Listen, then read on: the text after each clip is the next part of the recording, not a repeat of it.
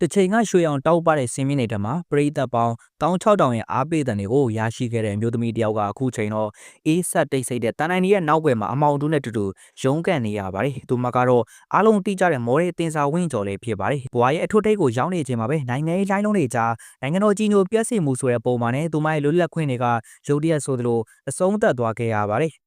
အကျဉ်းတော်ရဲ့နေရာတွေကလည်းပြင်ကားလူတွေထင်ထားတဲ့ပို့ပြီးတော့အေးဆက်လာပါတယ်။ထို့သဖြင့်နမိတ်ကျော်နုပညာရှင်တယောက်တော့ဒီနေရာကဘွားရဲ့ဆိုဝါဆုံးငရဲခန်းတစ်ခုလည်းဖြစ်ပါတယ်။သူမနေတိုင်းရတဲ့ခန်းချင်းလေးတွေမှာနေနေများကိုခွဲခြားဖို့တောင်မှခက်ခဲလွန်းလာပါတယ်။နေအောင်ကြီးကတန်တိုင်းကြားလေးကနေခိုးဝင်လာတဲ့အလင်းတန်းလေးတစ်ခုဖြစ်ပဲမြင်တွေ့ရပြီးတော့လက်ဆက်တဲ့လေတူစားဖုံနှံ့တွေကပဲသူမရဲ့အဆုတ်တွေကိုတိုးဝင်နေခဲ့ပါတယ်။အဆိုဝါဆုံးကတော့အစာရေးစားပြက်လက်မှုပါပဲ။ဒီချိန်တုန်းကအကောင်းစားစားတောက်ကုန်တွေကိုပဲရွေးချက်စားတောက်ခဲ့တဲ့သူမကအခုချိန်တော့တဲတွေခဲတွေပါတဲ့ထမင်းကြတလုတ်ကိုမျိုးချနိုင်ဖို့ခက်ခဲစွာနဲ့စူးစမ်းနေရပါတယ်။ထောင်အာနာပိုင်တွေကလည်းသူမကိုစိတ်ဓာတ်ကြဆင်းစေဖို့ရွေချက်ရှိနဲ့ပဲအာဟာရနည်းနည်းပဲကျွေးမွေးခဲ့ပါတယ်။နနက်ခင်းမှာစကွဲပြုတ်တစ်ခွက်ညနေပိုင်းမှာဟင်းရဲ့ကြဲကြဲတစ်ခွက်ကသူမရဲ့တနေ့တာရိတ်ခါလည်းဖြစ်ပါတယ်။အာဟာရချိုတဲမှုကြောင့်ပဲသူမရဲ့သွေးလျှလှပတဲ့ခန္ဓာကိုယ်ကတဖြည်းဖြည်းနဲ့ပိန်ချုံလာပြီးတော့ဘာပြင်းတွေကလည်းခြိုက်ဝင်သွားခဲ့ကြပါတယ်။ဒါပေမဲ့လည်းရုပ်ပိုင်းဆိုင်ရာနှိပ်စက်မှုတွေထပ်ပို့ပြီးတော့ခံရခတာကစိတ်ပိုင်းဆိုင်ရာစော်ကားမှုတွေလည်းဖြစ်ပါတယ်။အာနာကိုလက်နက်တပွဲအုံချနေတဲ့ထောင်မှုကတင်စာဝင်းကျော်ရဲ့အမှုပညာရှင်ဖြစ်တည်မှုကိုအခွင့်ကောင်းယူပြီးတော့နှိပ်စက်လေးရှိပါတယ်။ညစဉ်ညတိုင်းလိုအခန်းချင်းတစ်ခါပွင့်လာတဲ့အတန်က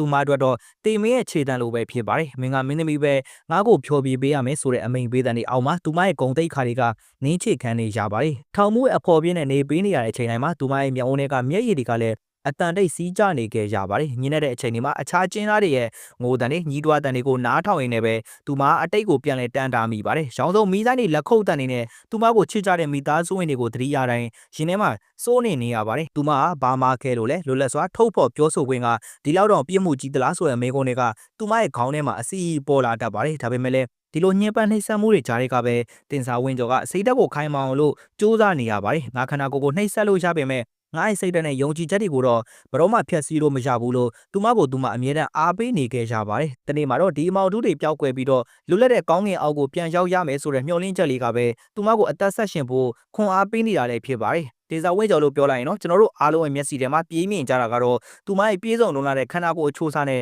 ဘသူနဲ့မှမတူတဲ့ရဲရင်ပြတ်သားတဲ့ fashion တွေပဲဖြစ်ပါတယ်။သူမဟာဗီဒီယိုစကားရင်းနဲ့နာမည်ကြီးခဲ့သလိုနောက်ပိုင်းမှာတော့သူမရဲ့အလွန်မင်းဆွဲဆောင်မှုရှိတဲ့ဓပုံတွေကြောင့်ပဲ social media ရဲ့ဘေးမှာတူဖြစ်လာခဲ့ပါတယ်။ဒါပေမဲ့ဒီလာတရားတွေရဲ့နောက်ွယ်မှာတော့ကြီးမားတဲ့ဝေဖန်မှုတွေကအရေးလို့လိုက်နေခဲ့ပါတယ်။ဒါဟာအမှုပညာလားဒါမှမဟုတ်ယဉ်ကျေးမှုကိုဖျက်ဆီးနေရလားဆိုတဲ့မေးခွန်းတွေက online ပေါ်မှာအမြဲတမ်းပွဲလောရိုက်နေခဲ့တာပါ။